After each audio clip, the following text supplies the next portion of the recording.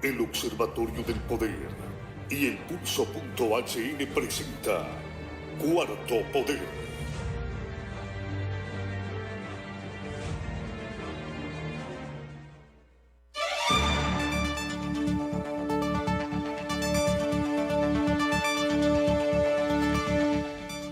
Buenas tardes, amigas y amigos.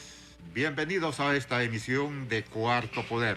Saludos a César Monzón en los estudios de CHTV, Cristian Maradiaga y Ronald López en los estudios de TV Globo y Radio Globo. Sean bienvenidos a esta emisión. Diario Digital El Pulso. Les informamos, estimados televidentes y oyentes a nivel nacional e internacional. Honduras, reprobada en libertad de expresión. Se emiten leyes que aumentan las sanciones a los periodistas, las amenazas y asesinatos. 2019 estaba en la posición 46, pasó a posición 48. Desde las instancias gubernamentales se ejerce presión y amenazas según Periodistas Sin Fronteras al ejercicio periodista. Se amenaza, se acusa, se criminaliza al ejercicio periodístico o a los periodistas que el régimen considera que son demasiado críticos. Entérese en Diario Digital El Pulso. Buenas tardes, Ramón Ochoa. Muy buenas tardes, don Carlos. Un placer saludarlo un día más. Buenas tardes, pueblo hondureño. Gracias por su preferencia en este espacio Cuarto Poder. Estamos a través de Radio Globo y CHTV a nivel nacional. Saludos a las personas que siempre nos escriben, nos reportan su sintonía a este espacio para buscar un aporte a nuestro país a través de la diversidad de pensamientos, gracias a esa gran cantidad de personas que hacen de Cuarto Poder un espacio que nos han dicho que es un espacio propositivo. Ahí vamos creciendo y gracias también por los señalamientos que hacen con humildad, los tomamos para poder mejorar día a día. Saludos a doña Antonia Lizardo, que nos escucha siempre en San Pedro Sula, nos dice. Saludos hasta la costa norte del país. Saludos a mi amigo Selvin Sevilla desde Guaymaca, ya nos escucha siempre. No sabía que iba de candidato a alcalde. Selvin, suerte, es un abogado joven. Y nos dice que mañana tiene un evento a las 2 de la tarde en Pollos Maldonado, allá en Guaymaca. Va a presentar su planilla, va por el partido Libertad y Refundación. Así que saludos y suerte Selvin, en este proceso que no va a estar fácil, pero hay muchas oportunidades para gente joven. Es el momento de los nuevos valores. Y yo creo que en los distintos partidos ya esos vetustes que van y que ya tienen 2, 3 o hasta 4 periodos de estarse religiendo, pues hay que castigarlos en esta ocasión. Así que hay muchas oportunidades. Hoy vamos a hablar de economía. ¿Cómo está el país en materia económica después del COVID-19, después de ETA, después de IOTA? Hace un año exactamente nosotros hacíamos los análisis económicos, los pronósticos, finalizando el 2019 y analizando lo que se venía en el 2020. Y los analistas nos establecían, concordaban la mayoría de analistas económicos, que el año 2020 iba a ser un año difícil, un año duro en materia económica, que los indicadores iban a ser negativos. Sabemos cómo finalizó el 2019. También muy difícil para la población hondureña, con altos niveles de desempleo, altos niveles de pobreza. Un mes que fue bien difícil el año pasado, donde a pesar de que diciembre pues es un año floreciente para la economía de cualquier país, en Honduras el 2019 fue fatal. Hubo demasiadas bajas las ventas durante ese año, de empresas incluso grandes. Empresas cerraron en el 2019. Esos pronósticos se venían para el 2020. Y la población los tomaba con preocupación, sin saber que se venía una pandemia, sin saber que se venían 2 tormentas tropicales que iban a afectar de manera negativa a nuestro país. Por lo tanto, nosotros ya conocemos la historia de este año, un año difícil, donde sí aumentó de manera exagerada el desempleo, donde miles de empresas tuvieron que cerrar. Entonces, ¿qué se viene para el año 2021? Ese es el tema de análisis esta tarde. Si el 2019 pronosticábamos que el 2020 iba a ser fatal, y hoy con las consecuencias que nos dejaron la pandemia y las tormentas tropicales, imagínese usted cómo va a ser el próximo año. Tarea difícil también de pronosticar por parte de los analistas. ¿Por qué se debe reorientar el presupuesto de ingresos y egresos de la República? ¿Cuáles deben de ser las prioridades de inversión en el Plan Nacional de Reconstrucción del país, o en el Plan de Reconstrucción Nacional, después de 3 fenómenos de la naturaleza? Porque la pandemia es de la naturaleza, más los 2 meteoritos que nos ha azotado, ETA e IOTA. ¿Cuáles deben ser las prioridades para el gobierno de la República con la ayuda externa que está solicitando y que le ha dado a conocer a la nación hondureña, que viene en cascada? Lo que ha manifestado el gobernante es que todos los países, como los organismos multilaterales de financiamiento, le han abierto las puertas para la reconstrucción del país. También ha informado que quien evaluará, certificará los daños causados por los 2 huracanes convertidos en tormenta es la Comisión Económica para América Latina de la ONU, la CEPAL, para que tenga credibilidad. Por primera vez el gobierno admite que la sociedad hondureña no le cree.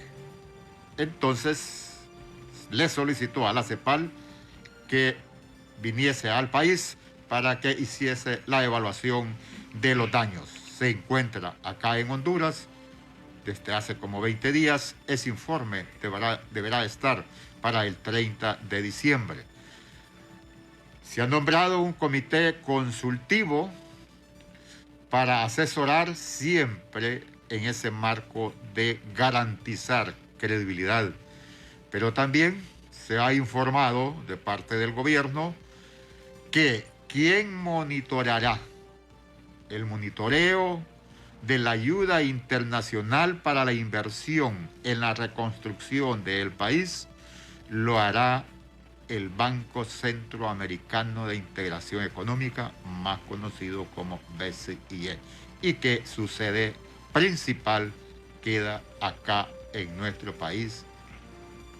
Quizá gran cantidad de hondureños conocen, ubicado en el Boulevard Suyapa, y que hay una estatua de nuestro héroe nacional, don José Francisco Morazán Quesada. En efecto. Es el propósito, poder conocer desde los expertos, y no seguimos hablando más. Hemos invitado esta tarde al doctor Julio Raudales, expresidente del Colegio de Economistas de Honduras, ex secretario de Cooperación Externa en el gobierno de don Porfirio Lobo Sosa y actualmente vicerrector de la Universidad Nacional Autónoma de Honduras, donde se forman los profesionales y las personas científicas en diferentes materias. Buenas tardes, doctor Raudales, le damos la bienvenida. Gracias por compartir esta tarde con nuestros televidentes y oyentes esta materia de el por qué se vuelve necesario que se reoriente el presupuesto nacional de ingresos y egresos y las prioridades que deben de tomarse en cuenta en ese presupuesto para la reconstrucción del país. Buenas tardes, gracias por estar en Cuarto Poder. Muy buenas tardes, Raúl, Carlos, es un gusto estar acá con ustedes acompañándoles en Cuarto Poder. Y en efecto, este es un tema de alta prioridad para el país, ¿no? Así es, don Julio Raudales. Buenas tardes, Ramón Ochoa le saluda. Con usted dialogábamos lo que yo estaba hablando hace un año, de esos pronósticos que se venían para el año 2020, y se avisoraba hace un año exactamente que iba a ser negativo el impacto económico, sin saber de estos fenómenos que nos azotaron durante el 2020. De manera general, ¿qué se viene para el próximo año en materia económica, en indicadores específicamente para nuestro país, después de estos fenómenos que sin duda alguna dejaron repercusión económica en Honduras? Bueno, Ramón, Raúl, la situación no puede ser más preocupante, ¿no? Ya ustedes bien han dicho que el comportamiento de la economía hondureña desde el 2019 no se veía tan halagüeño como lo había mostrado el Banco Central en sus previsiones para este año, sin saber que íbamos a tener un problema tan grave como el que al final se dio a partir del primer trimestre prácticamente, ¿no? Cuando en el país se reportó el día 12 de marzo el primer caso de positivo de COVID acá en el país, especialmente aquí, específicamente en San Pedro Sula, y el incremento que ha tenido la enfermedad, que obligó a las autoridades a confinar a la población, un confinamiento, yo diría, un tanto no cierto, ¿no? Un confinamiento un tanto espurio, porque la verdad es que si ustedes son objetivos, que yo sé que lo son, Raúl y Ramón, digamos, un cierre en las grandes ciudades del país se dio únicamente durante el mes de marzo, ¿verdad? A partir del día 12 de marzo en adelante, quizás hasta finales de ese mes, realmente ustedes salían los que tuvimos la oportunidad de salir a las calles de Tegucigalpa en esos días, pudimos corroborar que parecía que fuera Viernes Santo, ¿no? Las calles totalmente vacías, en la noche era una desolación tremenda, había un toque de queda, las garantías constitucionales se suspendieron y era prohibido salir a la calle, los negocios estaban cerrados, los supermercados, los comercios prácticamente no estaban vendiendo, las gasolineras, creo que fue la primera vez después del golpe de Estado del 2009 en que también ni siquiera había servicio de gasolina en las estaciones, y realmente no había, entonces, al no haber comercio, al no haber actividades, pues no había ninguna razón para salir tampoco. La mayoría de nosotros nos quedamos en nuestras casas, pero repito, sucedió un par de semanas nada más. Esa semana entre el 13 y el 20 de marzo, y luego la semana quizás del 22 al 27, 28 de marzo, y después paulatinamente la gente fue saliendo. El único gran problema, Ramón y Raúl, es que quienes salían eran personas a las que no les queda más remedio que salir, porque si no, no comen al día siguiente. Esa gran masa de trabajadoras y trabajadores hondureños que generalmente no aportan al fisco, o sea, en sus transacciones no pagan ni cobran impuestos, ¿verdad? Están en la calle vendiendo frutas, vendiendo bachinería, vendiendo ropa, vendiendo cualquier cosa o prestando servicios de lavado de carros o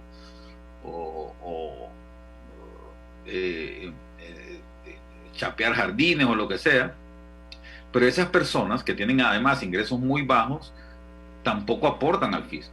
Esto en 10 meses de confinamiento prácticamente que llevamos significa una caída, y ya lo dijo la Secretaría de Finanzas, ¿verdad?, del 30% de los ingresos fiscales, más o menos 30.000 millones de lempiras de lo que se había presupuestado que se iba a recaudar este año, ya no se recaudó. Es decir, no se va a recaudar. Estamos ya exactamente a 20 días de que el año termine, y prácticamente entonces es como que usted hubiera agarrado 30.000 millones de lempiras. Vaya, imagínese usted dónde puede meter esa cantidad de dinero y la tire al agua, ¿verdad?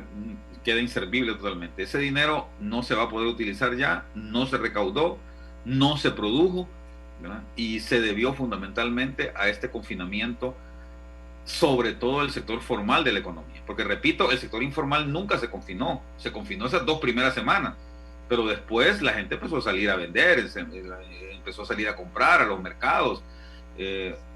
Ustedes no son ajenos, seguramente como periodistas acuciosos, estuvieron investigando en las calles y vieron que en Tegucigalpa y en San Pedro Sula, pese al incremento que se dio en los casos de COVID, la gente seguía en la calle, muchas veces sin mascarilla. Yo tengo que reconocer, Raúl y Ramón, que por lo menos dentro de lo que yo he visto, hay una suerte de adquisición de conciencia de parte de la ciudadanía, ¿verdad?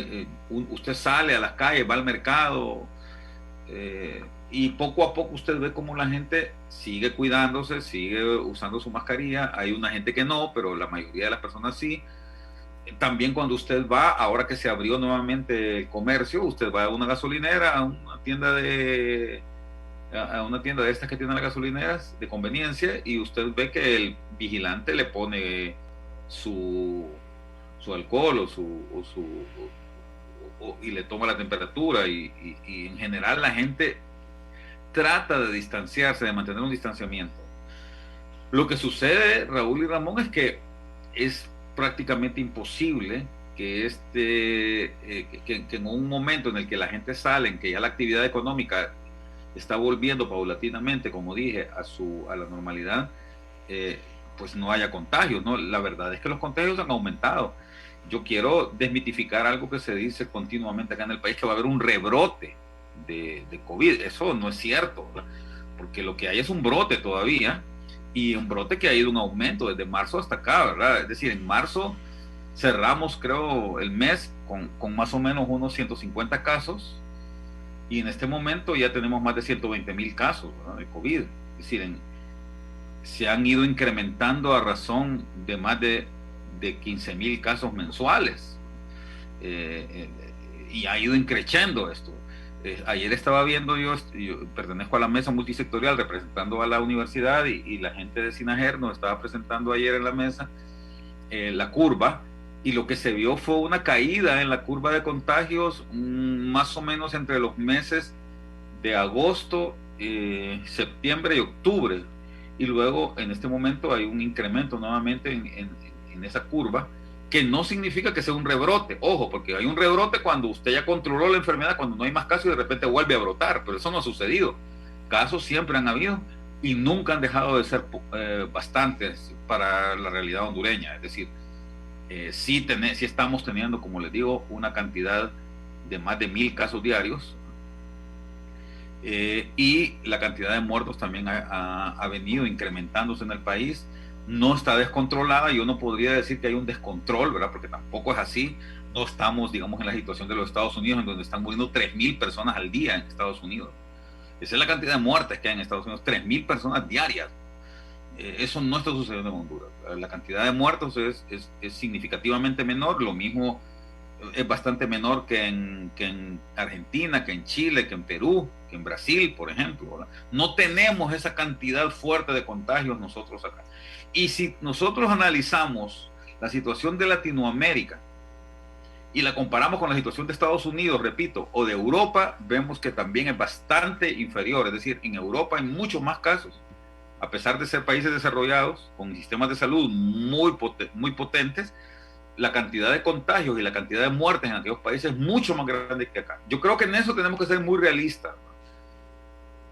El brote de COVID-19 en Honduras, si bien es cierto, ha sido fuerte, no ha sido de los más fuertes de Latinoamérica. Ni siquiera podemos decir que ha sido de los más fuertes de Centroamérica, ¿verdad? No hay aquí más muertes, por ejemplo, que en Guatemala o que en el mismo Salvador, ¿no? Nicaragua, pues las cifras yo francamente no confío en ellas, ¿verdad? Aparentemente en Nicaragua no pasa nada, eso dice el gobierno, pero a ver, nosotros estamos en el promedio, digamos. Tampoco es que la situación acá es tremendamente grave en términos de contagios. Y lo que sí es cierto, Raúl y Ramón, es que la economía está totalmente abierta ya. Usted va a los malls, y los malls, la actividad es fuertísima. Ahora también yo quiero que seamos objetivos en esto. Yo he visitado bastante los malls en este tiempo, y a usted no lo dejan entrar si usted no lleva mascarilla. Usted no puede entrar a un negocio ni lo atienden si no lleva mascarilla. Por eso hay que decirlo con toda objetividad, ¿verdad? No es que estamos desbocados, ¿verdad? No es que la gente está yendo a los estadios o yendo a conciertos, a las discotecas, ¿verdad? No. La actividad económica está relativamente abierta, digamos, en su normalidad, y esto está limitado únicamente por la capacidad de consumo de la gente. Porque ¿qué es lo que sucede? Durante los 6 meses en que hubo confinamiento en el sector formal de la economía, el sector que aporta impuestos al Estado, por ejemplo, el sector en donde se paga un salario mínimo, ¿verdad? A los trabajadores, o mínimamente, ¿verdad? O si no más, ese sector que estuvo confinado estuvo en grave peligro, en una situación financiera fuerte. Tuvieron, como ustedes mismos dijeron al comienzo, hubo un desempleo bastante poderoso durante esos 6 meses, y eso pues ha minado las posibilidades de ingreso de la gente, y por lo tanto la gente no compra. Entonces usted va a un mall y usted no va a ver los malls, a pesar de que estamos ya en época navideña, no va a ver los malls desbordantes, ¿verdad? Con aquella gran cantidad de gente comprando. No. ¿Por qué? Porque la gente se quedó sin trabajo durante los 6 meses. Entonces no está yendo a comprar porque no tiene dinero. Entonces, básicamente, yo creo que es bien importante ser equilibrado en esto. ¿En qué consiste el problema actualmente? Bueno, consiste en que, repito, por un lado, la actividad económica ha menguado fuertemente debido justamente a que el cierre del sector formal afectó a los otros sectores, y por otro lado, luego vinieron en noviembre estas 2 tormentas que vinieron como a ponerle la tapa al pomo. Hay que recordar que de los 3 sectores importantes de la economía, que son el sector agrícola, el sector comercio y el sector industrial, el sector de servicios y el sector industrial, los que se vieron afectados durante la pandemia fueron estos 2 últimos, el sector industrial y el sector servicios. El sector agrícola no se vio muy afectado. ¿Por qué? Porque el sector agrícola florece en el campo, y en el campo el distanciamiento es mayor, y todos sabemos que hubo 232 municipios en Honduras que prácticamente no tuvieron ni un solo caso de coronavirus, ¿no? 232 de 298, es decir, hubo incidencia fuerte más bien en 60 municipios en el país, de los cuales realmente incidencia muy potente fue nada más en 6 grandes ciudades, ¿verdad?, del país, que fueron Tegucigalpa, San Pedro Sula, Santa Rosa de Copán, El Progreso, Choluteca, y pare usted de contar, ¿verdad?, de ahí La Ceiba también, pero digamos que ahí hubo contagio fuerte, ¿no? Pero en toda la parte rural no hubo mayores problemas. ¿Qué pasó? En noviembre se dejan venir estas 2 tormentas, en menos de 15 días, y afectan también al otro sector importante de la economía, que es el sector agrícola, en donde ahora sí las pérdidas son tremendas, se ha caído la infraestructura del país, hay ciudades enteras que están anegadas, y evidentemente esto también va a tener un impacto muy fuerte sobre la economía de la gente. Y ahora sí podemos decir que, además de que el 2020 ya va a experimentar una caída fuerte, probablemente entre el 7 y 8%, como lo predijo el Banco Central, pero para el 2021, que teníamos previsto un incremento en el Producto Interno Bruto de más o menos entre 3 y 4%, probablemente va a ser un decremento también igual que este año, ¿no? Probablemente va a andar en un 2 o 3% la caída del PIB el próximo año, lo cual va a incrementar todavía más los problemas. Y cierro con esto, Raúl y Ramón. El otro gran problema que se nos viene encima, el tema electoral. Generalmente los años electorales son años de baja en la actividad económica, ¿verdad? Las cosas se ralentizan, los inversionistas no quieren invertir ese año, tienen expectativas de que a ver qué es lo que va a pasar el próximo año, quién va a tomar el poder, ¿verdad? Y evidentemente esto es otro factor que va a tener un impacto en la situación económica del próximo año, sobre todo en el empleo y en la inversión.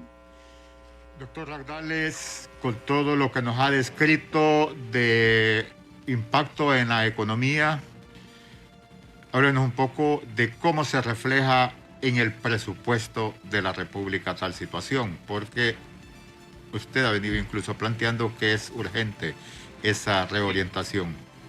Esta es muy buena pregunta, y yo voy a retrotraerme a 2 elementos de los que hablé hace poquito. El primero tiene que ver con el tema de los ingresos fiscales. No puede haber presupuesto si no hay ingresos, pero el gobierno no produce nada, ustedes saben, no genera ningún valor agregado porque no tiene producción, ¿verdad?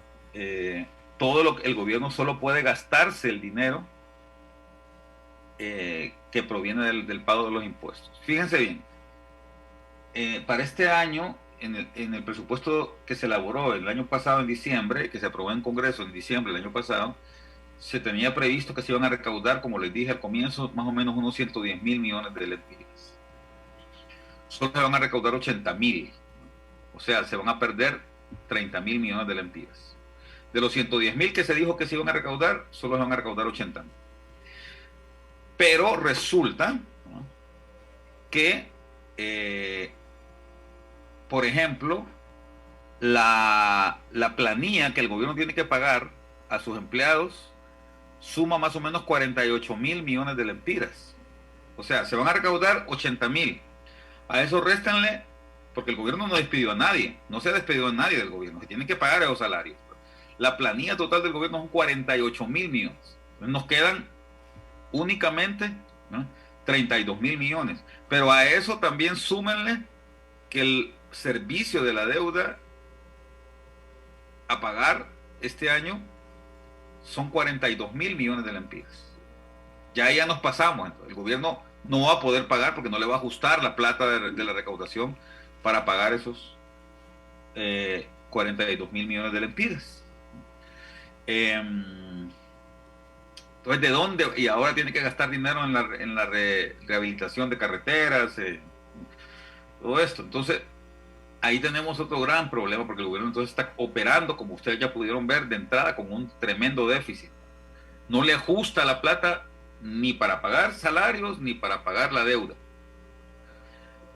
Mucho menos entonces para las actividades estas de rehabilitación de las pérdidas por los huracanes y la situación esta del COVID y todo esto. Estamos en eso. Desde el comienzo yo advertí en todos los medios que pude la importancia que desde marzo se reestructurara el presupuesto del 2020, pero no se hizo. Yo soy amigo personal de Rocío Tábora y personalmente le dije: Rocío, deberían de juntarse ustedes y tratar de reelaborar el presupuesto y mandarlo al Congreso nuevamente, pero no me hizo caso. Cuando se presentó el presupuesto en agosto, que en la mesa multisectorial Rocío Tábora y Wilfredo Cerrato y los colegas del gobierno presentaron el presupuesto nacional, el anteproyecto que iban a presentar al Congreso, a mí me llamó la atención una cuestión, Raúl y Ramón. Fue lo primero que me llamó la atención. Ellos estaban previendo un crecimiento económico para el próximo año de 4.5%. Yo dije, después de la caída en la actividad económica que se va a visualizar con este tema del COVID, es difícil que el país crezca en 4.5%. Es un crecimiento que Honduras en promedio no experimenta. ¿Por qué me refiero al crecimiento económico? Porque dependiendo del crecimiento económico usted proyecta ingresos fiscales. Es decir, si hay más crecimiento económico, las empresas y las personas que consumen pagan más impuestos y entonces hay más recaudación. Entonces yo les dije, están sobreestimando los ingresos. Porque si ustedes están asumiendo que el país va a tener un Producto Interno Bruto de 650.000 millones de lempiras, entonces con eso ustedes dicen vamos a recaudar tanto. Y así fue, ¿no? La proyección de recaudación tributaria que propusieron en el presupuesto nacional es de 85.000 millones de lempiras. Es decir, 25.000 millones menos de lo que habían previsto recaudar en el 2020. O sea que en el 2021 iban a recaudar menos dinero que en el 2020, 25.000 millones menos. Acuérdense que en el 2020 ellos previeron que iban a recaudar 110.000. Bueno, para el 2021, debido a los problemas del COVID, dijeron que solo iban a recaudar 85.000. Ahora, Raúl y Ramón, probablemente ya eso se va a quedar corto. Ya no van a ser 85.000 millones, probablemente van a ser 70.000, 75.000 millones los que van a tener que reestructurar eso y decir ya no vamos a poder recaudar 85.000 como habíamos previsto, sino que solo 75.000, por ejemplo. Van a tener que bajar en 10.000 millones de lempiras la proyección de recaudación. Pero resulta, Ramón y Raúl, que el presupuesto de gastos es de 162.000 millones de lempiras. Y repito, 48.000 millones, si no se aumentan los salarios, no creo que van a despedir a nadie tampoco, ¿verdad? Si no se aumentan los salarios, 48.000 millones son para salarios. Más o menos unos 45.000 millones son para pago de la deuda. Estamos hablando que ya tenemos un déficit otra vez, ¿verdad? 48.000 más 42.000, ¿verdad?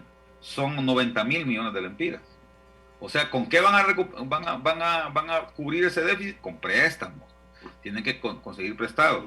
Y Raúl, tú hablabas de que el gobernante, como dijiste bien, ha dicho que van a venir a borbotones los recursos, en cascada. Yo me atrevería, Raúl, a contradecir esa afirmación del gobernante. Yo tengo la impresión de que los recursos no van a venir así. Mira, te voy a decir algo. En Honduras la cooperación internacional ha tenido caídas muy severas. Cuando el huracán Mitch asoló el territorio nacional en el 98, hace 22 años exactamente, toda la cooperación internacional, todos los países ricos del mundo se juntaron, se amontonaron y dijeron hay que ayudar a este pobre país. Yo quiero recordar dos elementos importantes y creo que quizás ya es un poco redundante lo que voy a decir, pero vale la pena recordar. Primero, era el primer año de gobierno del presidente Flores. Tenía 10 meses de gobierno Carlos Flores Facuse.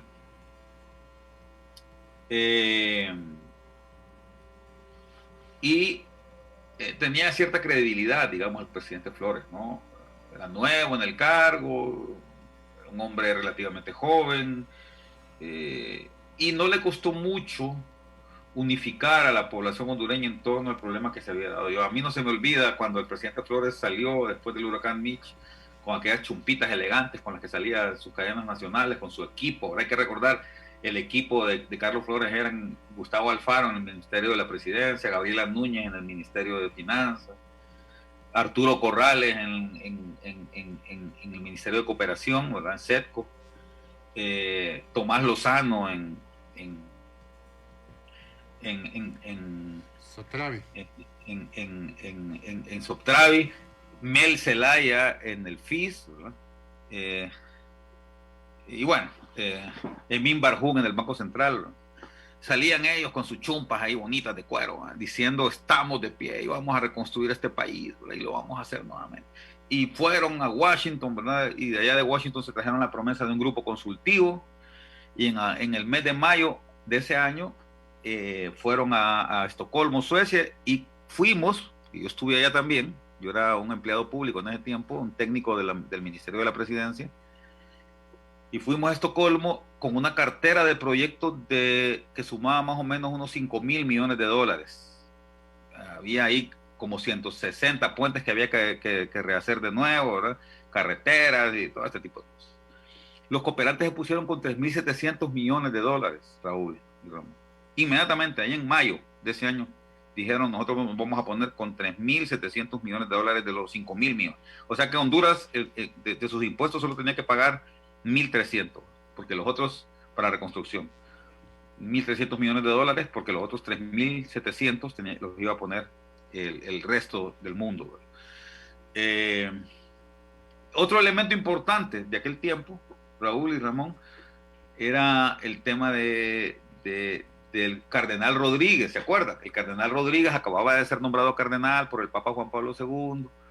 Era un hombre que gozaba de una credibilidad interna y externa que yo no recuerdo otra persona que haya tenido tanta credibilidad como el cardenal Rodríguez, otro hondureño, ¿verdad? Que haya gozado de tanto prestigio a nivel internacional como el cardenal Oscar Andrés Rodríguez.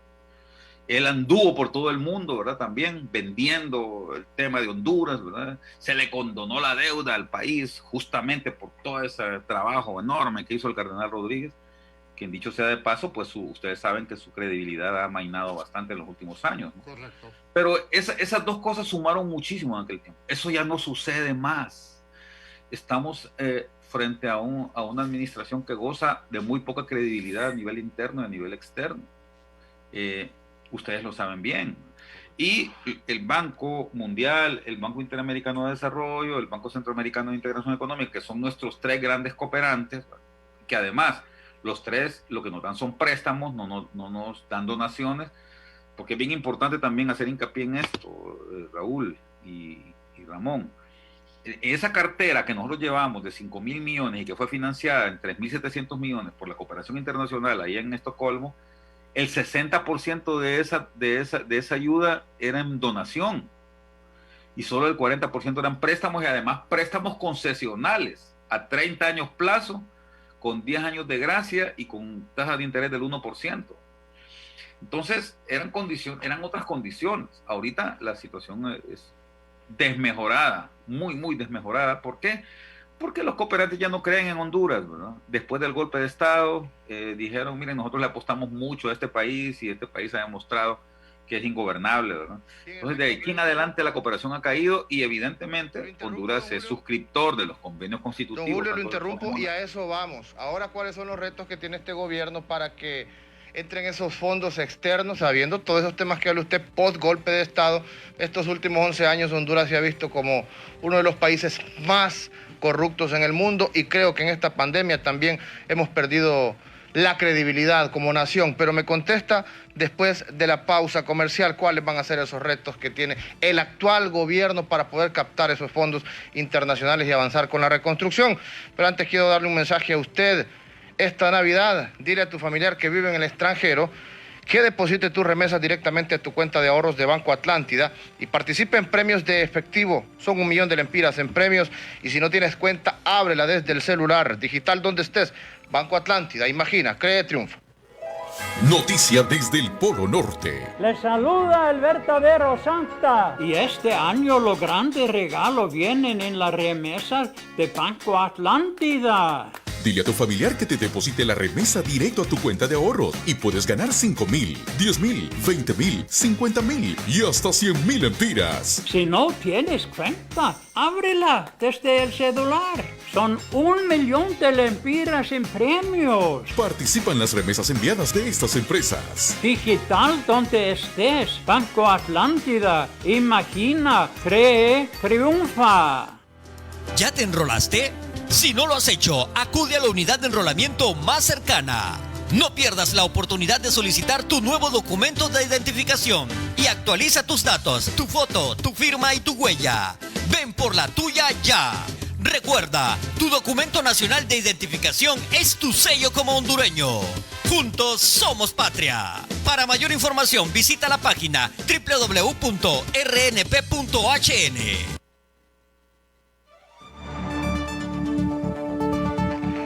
Continuamos en Cuarto Poder esta tarde dialogando con don Julio Raudales. Él es sociólogo y economista, vicerrector de la Universidad Nacional Autónoma de Honduras. Pero antes les recuerdo a la población que aún hay tiempo para realizar su proceso de identificación a nivel nacional. El enrolamiento que está realizando el proyecto Identifícate del Registro Nacional de las Personas está en los 298 municipios. Acuda a cualquiera de las unidades buscando información en la página web www.rnp.hn.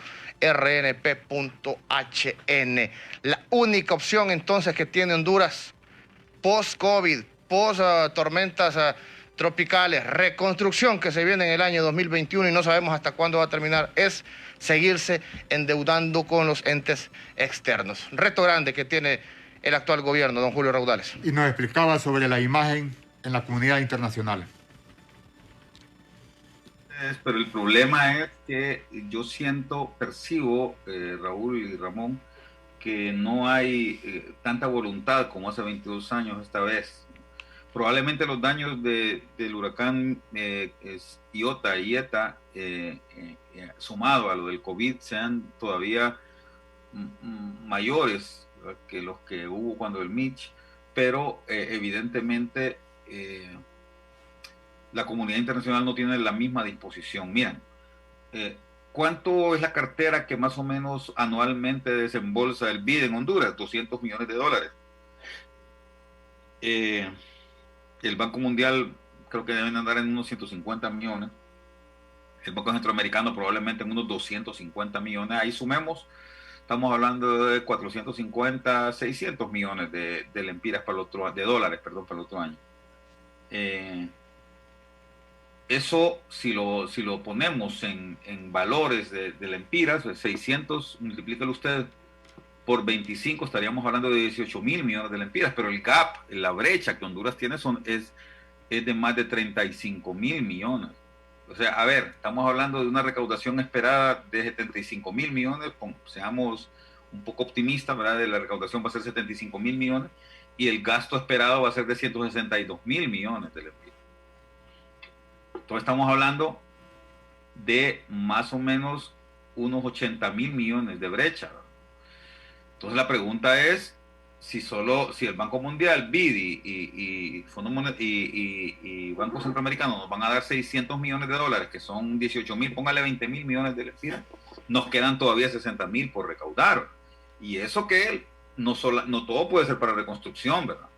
Ahí, por ejemplo, está el problema de la ENE, ¿verdad? Que tiene una deuda grande, ¿verdad? Está el problema de la mejora en la atención a los servicios de salud y de educación, ¿verdad? Está el tema de seguridad, ¿verdad? Que son otros elementos que el país tiene que ver de qué manera los...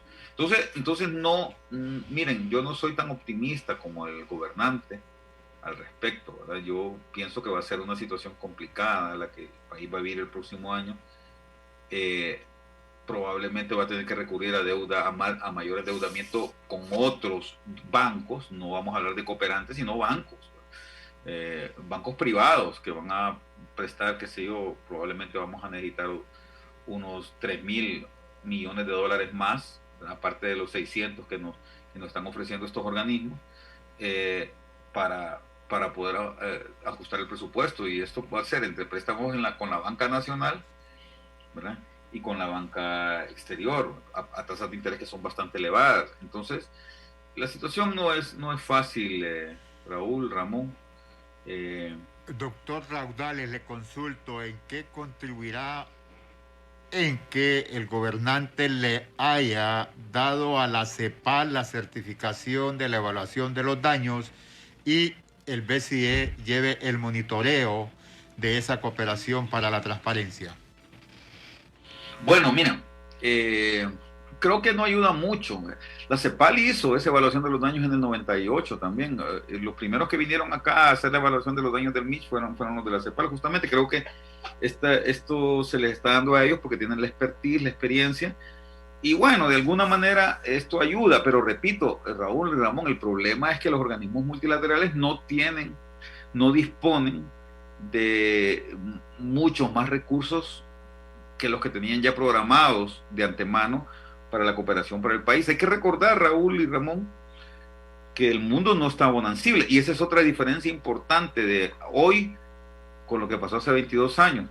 En el 99, 98, 99, cuando el huracán Mitch estaba en su apogeo el gobierno de Bill Clinton, un gobierno que generó una expansión económica muy fuerte en los Estados Unidos y por lo tanto en el resto del mundo. Había una situación bonancible, las bolsas de valores estaban a reventar en el 99, ¿verdad? Y la situación económica era buena, habían dólares de sobra, ¿verdad? En el mundo. La burbuja.com, no se me olvida, ¿verdad? Y todo este tema, final de siglo. Este año es distinto también porque todo el mundo está en problemas. No solo es Honduras el que requiere cientos de millones de dólares, Raúl y Ramón, también los requiere Argentina, también los requiere Colombia, también los requiere Brasil, también los requiere Ecuador, también los requiere Perú y por más cantidad. Es decir, si Honduras está requiriendo ahorita 3 mil millones de dólares, yo les aseguro que Argentina lo que requiere ahorita son 40 mil millones de dólares para salvaguardar su economía.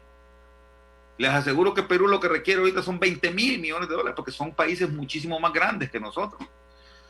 Entonces, la situación es muy compleja.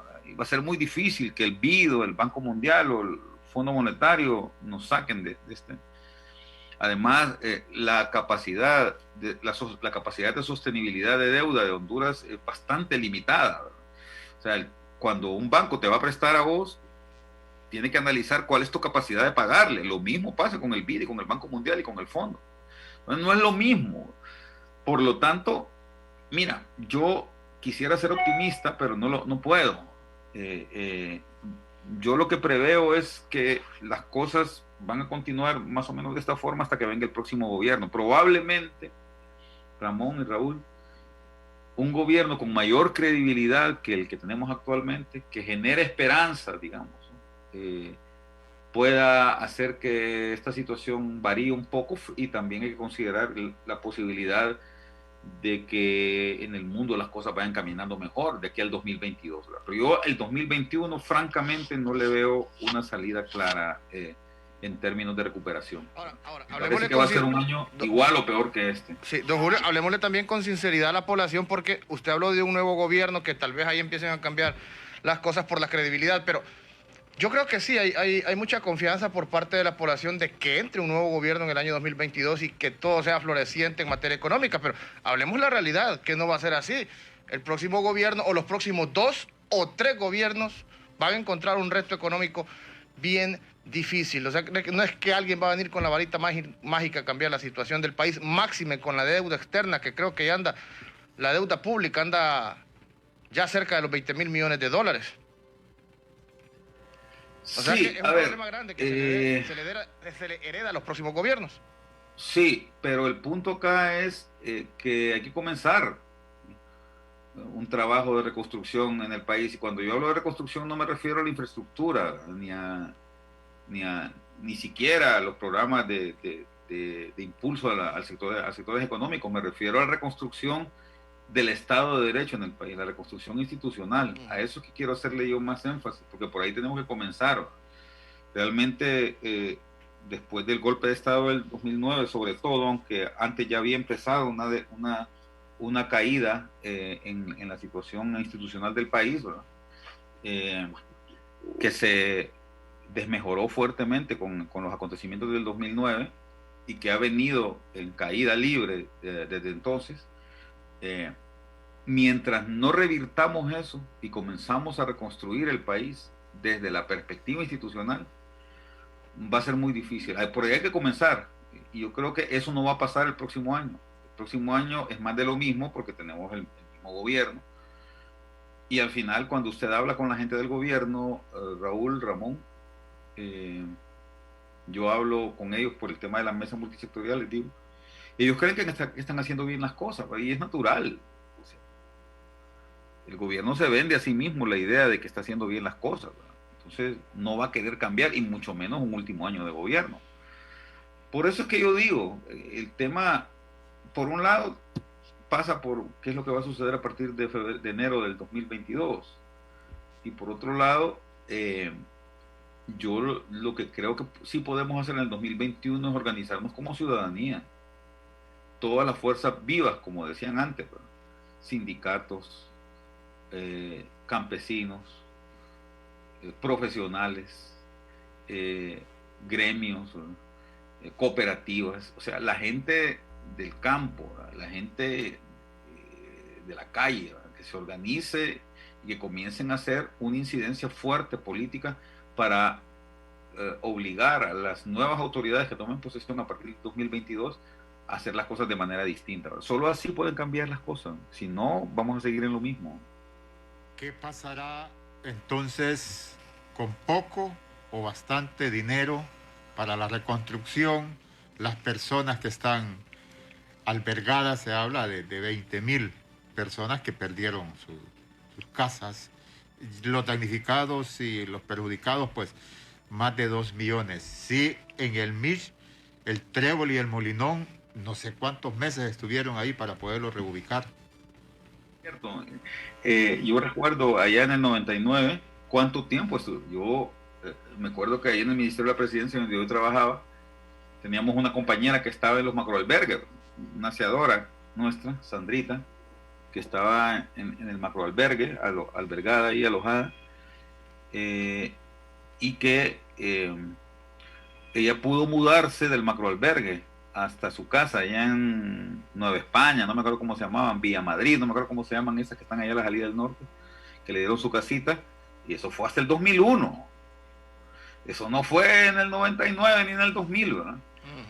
Entonces, yo francamente, si nos vamos a la experiencia previa, lo veo bien complicado este tema, ¿verdad? De los damnificados. Lo mismo pasó con el huracán Fifi, si ustedes se acuerdan. Lo mismo pasó con el huracán Francelia también, ¿verdad? Ya en este siglo. Los damnificados tardaron muchísimo tiempo en ser alojados nuevamente en sus nuevos sitios, ¿verdad? Yo creo que mucho va a pasar, repito, cómo la población pueda hacerse resiliente y agruparse para exigirle a las autoridades que hagan bien su trabajo. Sí. Muchas gracias, don Julio Raudales, por participar esta tarde con nosotros. Quiero, Ronald, si me regala un par de minutos para abrir llamadas, porque hay que conocer también la percepción de la población. Y si se mantiene también en línea, don Julio, para que escuchemos a la población, ¿cuál es la percepción de la población en estos momentos en materia económica? ¿Cómo está el pueblo? 2221-6800, 2221-6801. Antes quiero saludar a doña Margarita Rivera desde Tocoa, Colón, que nos mira, Byron Canales desde el departamento de Valle, Juan Reyes desde Nueva York también nos saluda, Adán Argueta desde Bonito Oriental, y quiero leer rápidamente esta denuncia que hace José Zelaya. Favor, pido su ayuda denunciando que el Hospital Leonardo Martínez Valenzuela de San Pedro Sula nos tiene sin pago desde hace 3 meses, incluyendo este mes en curso. Todos los que estamos bajo el contrato de código BID, tomando en cuenta que muchos del personal se vieron afectados por los fenómenos ETA e IOTA, y ni aún así nos han honrado con el pago por el trabajo ya cumplido, ni siquiera valoran que estamos nuevamente con las salas llenas y el trabajo es arduo y constante, dicen desde el Hospital Leonardo Martínez. Llamada telefónica. ¿Tenemos llamada telefónica? Buenas tardes. Buenas tardes, te escuchamos. ¿Qué pasó? 2221-6800, 2221-6801. Le recordamos que tiene que bajar el volumen de su televisor y el volumen de su radio, los que nos están oyendo. Buenas tardes. Tenemos problemas. ¿Nos escucha? Tiene que bajarle el volumen a su radio o televisor. ¿Otra llamada, Ronald? Entonces, para concluir, se nos fue el tiempo, sí. Doctor Julio Raudales, le reitero la consulta así lo más breve posible. Si habría que priorizar en ese presupuesto del 2021, ¿qué tendría que ser? ¿Se nos fue? ¿O está todavía, don Julio?